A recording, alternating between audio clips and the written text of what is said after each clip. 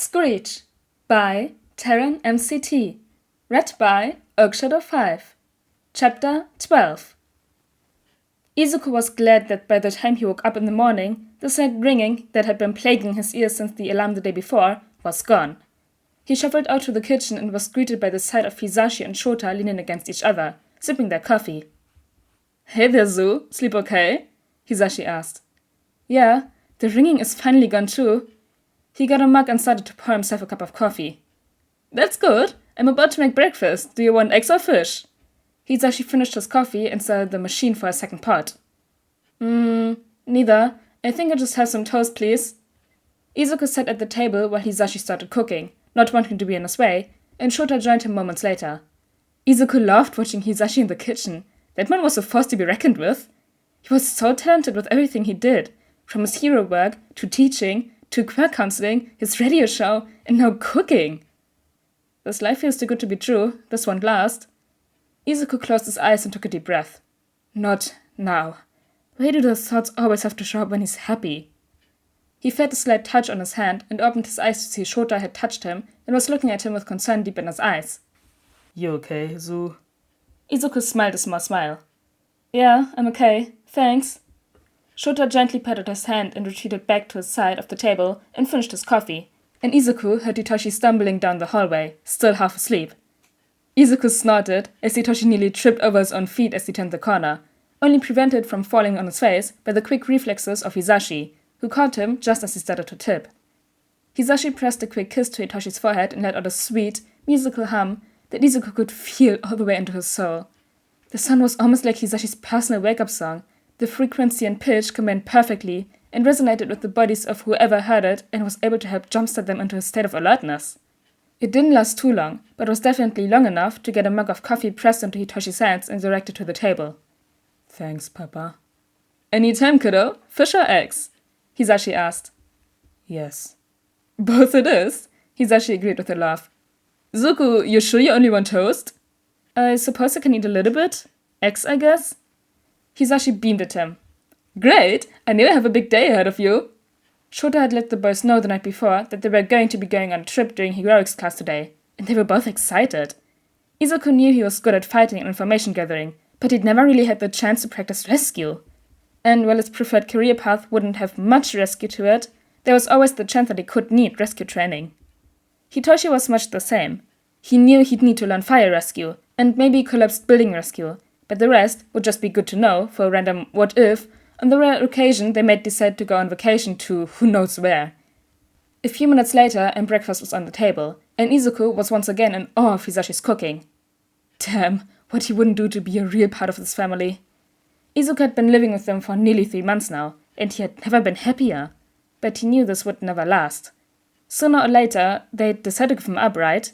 He was just here because he had to have a hero watch over him for the vigilante reform program, and Eraserhead was the hero who got him to turn himself in. They didn't actually want him. "Zuzubert, I can see something dark swelling behind your eyes," Hisashi muttered weirdly. "You wanna talk it out?" Izuku blinked up at Hisashi, not realizing his emotions had been so obvious. No, I'm okay," he smiled softly. Just thinking about things." "Okay, baby, if you're sure." When Izuku nodded, Hisashi smiled himself. "Okay, if you're all done with breakfast, let's get ready to head out." Izuku was tracing the seams on his gloves as the bus was heading towards the USJ when he felt eyes on him and looked up to see Asui, Tsu, she wanted to be called Tsu, looking over at him. "Midoriya, I have a tendency to speak my mind, Ribbit, and I have a question for you. It's something I noticed the other day," she asked, her tongue sticking out slightly. Go ahead," Izuku hesitantly allowed. "While watching a battle trial, I couldn't help to compare you to a vigilante I've heard about. Ribbit, are you Screech?" The blunt question caught most of the class off guard, and all conversations stopped. Izuku wasn't sure if he was allowed to answer the question, but from where he was looking at Tsu, he could see Shota nod his head and heard him whisper, "It's up to you if you want to tell them." So Izuku took a deep breath and said, "Yeah, I'm Screech. I've been a vigilante for about 3 years, but my dream had always been to be a real hero." "No way, Mido bro. You're really Screech? That's so manly." Kirishima gushed with a huge grin. "Forgive my ignorance," Ida spoke up from the other side of the aisle. "But wouldn't vigilantism prevent you from obtaining a hero license?" Yes and no, Izuku shrugged. My circumstances were such that I'm being given a second chance of sorts. I'm in a vigilante reform program, and so long as the hero monitoring me signs off on my actions during certain monthly checkpoints, the vigilantism won't mar my record. That's pretty cool, Uraraka exclaimed.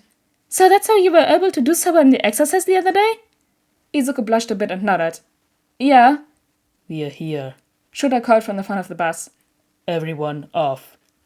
Izuku sighed in relief and hurried off, passing Kaminari, who was staring at him with huge starry eyes. He's so cool, Kaminari whispered. Izuku didn't pay any attention to him, instead gathering around 13 with the rest of the class. He perked up when he heard Shota ask them where Ahmed was, and they said something about a time limit. Okay, class, 13 called for their attention. Welcome to the Unforeseen Simulation Joint, or as some call it, the USJ. Before we get started, 13 continued to talk, but Izuku found his attention drifting. He really didn't need to pay attention to a lecture about quack safety. He had full control of his quack, and he knew how dangerous his quack could be. It would be so easy to deal lethal damage. It was why he almost never went above a quarter of his full power. Heck, even when he blasted Bakugo the other day, he was only at about a third of his full power. As he was looking around, he caught Kaminari staring at him, and he blinked. Why was Kaminari staring at him? Did he have something on his face? He blushed when Kaminari winked at him, and then turned back to 13's lecture. Hitoshi? Izuku muttered, nudging his Sota brother in the side. Why does Kaminari keep looking at me like that? Hitoshi looked over to Kaminari in time to see him shoot another glance to the green-haired boy. Oh, Izu, I love you, but you're one of the densest people I've ever met. What do you mean? Izuku furrowed his eyebrows and tilted his head when Shoto leaned his head against Hitoshi's shoulder. No, seriously, what do you mean? Shoto snickered and muttered to Hitoshi. I tried. Izuku flicked his gaze between the two of them and tilted his head almost completely upside down in confusion. I don't get it. Both Hitoshi and Shoto blinked at Izuku. They had never seen him turn his head upside down like that, and it was unnerving.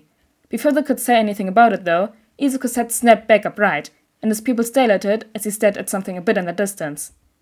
Izuku snapped out his wings and hopped quickly over to Shota and chirped, gesturing to the plaza below.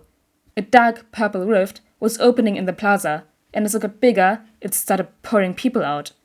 Dozens of people emerged. Izuku stopped counting at 50, but there were still more. As the kids behind them became confused about what was happening, Shota called to them. Stay together. This is not part of the exercise. Those are real villains. 13, get the kids out of here. At the plaza, Izuku could hear the one with the light blue hair getting irritated at the fact that All Might wasn't there, that he had come to kill All Might. And how was he supposed to fulfill his mission of killing All Might if he wasn't there? Izuku hissed at him when he said something about killing kids to bring All Might there. Turning back to Izuku, Shota said, You too, get to safety. He reached for his goggles, only to be stopped by Izuku grabbing his arm.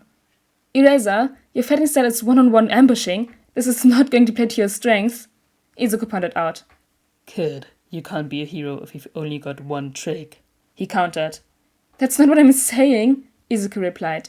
What I'm saying is, this isn't your strength, but it is mine. I'll take them. You help the other kids. Izuku, kid, no.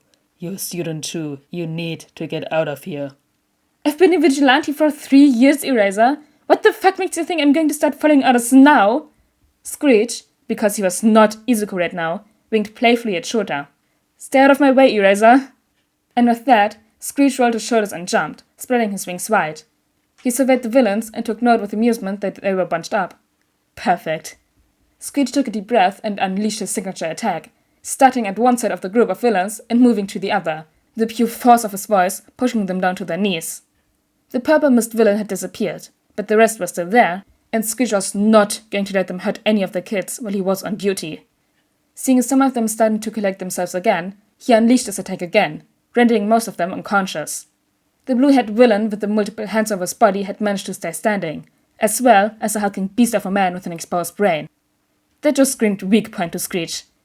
After one last look around the gathered group of villains, Screech narrowed his eyes at the last two people standing and landed. No more, the villain hissed out. Kill the bird. The hulking person, Nomu, screamed and lunged at Screech, only to be stopped dead in its tracks by another Screech that surprisingly didn't push the person back. Ha! The villain exclaimed. Do you like my pet? He's got super strength, super speed. You can't stop him with a little screaming. was bioengineered to kill All Might. What do you think some stupid little kid like you can do against my Nomu? He started cackling, filled with an insane glee. Fine, Screech thought to himself. Time to take off the kitty gloves. Screech upped the power behind the next attack from about 30% to about 50%, and he could see the creature's limbs get crushed by the sheer force of the sound waves. And then the creature lost its footing and flew backwards, into what looked like the side of a mountain. No! What are you doing to my Nomu? The villain shrieked at him. You cheater! You aren't allowed to hurl sound waves at Nomu! Screech turned to the blue-haired villain. Well, I can always start hurling more sound waves at you, if you'd prefer. The purple mist guy ported back to the blue guy's side.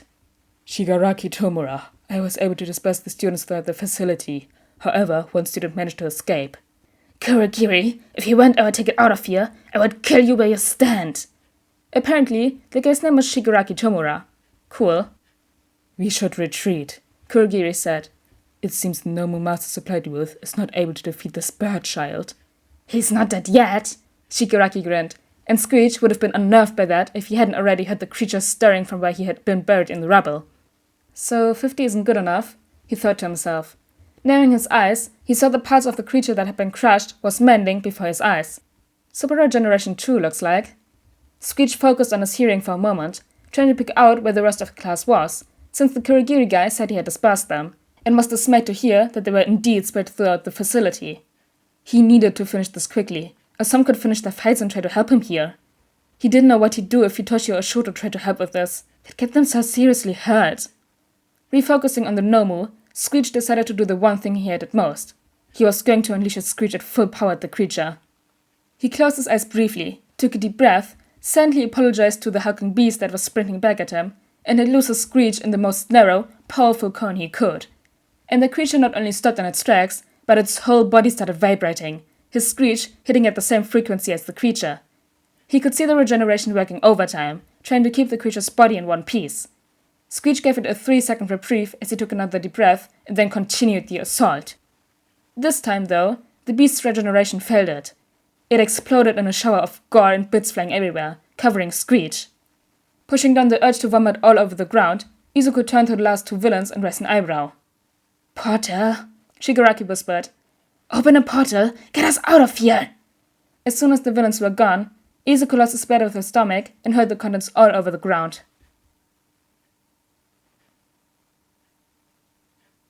Oh my gosh, we got the USJ attack in this chapter! And Izuku just switching to a Screech persona, and the writing reflecting that, like, they're talking about Screech, they're not talking about Izuku. Screech saying, yeah, I'm always holding back, only it's about 1/4 and 1/3 of my power. And then we see what Screech can do when they unleash their most powerful attack. Oh, that was so good! And also, this is the 16-month anniversary of me making podfics. This is a great chapter for that, by the way. So thank you all for listening to me making podfics, and I hope you continue to enjoy this journey. But anyways, guys, I hope you all enjoyed chapter 12 of Screech, and I'll see you all next time. Bye!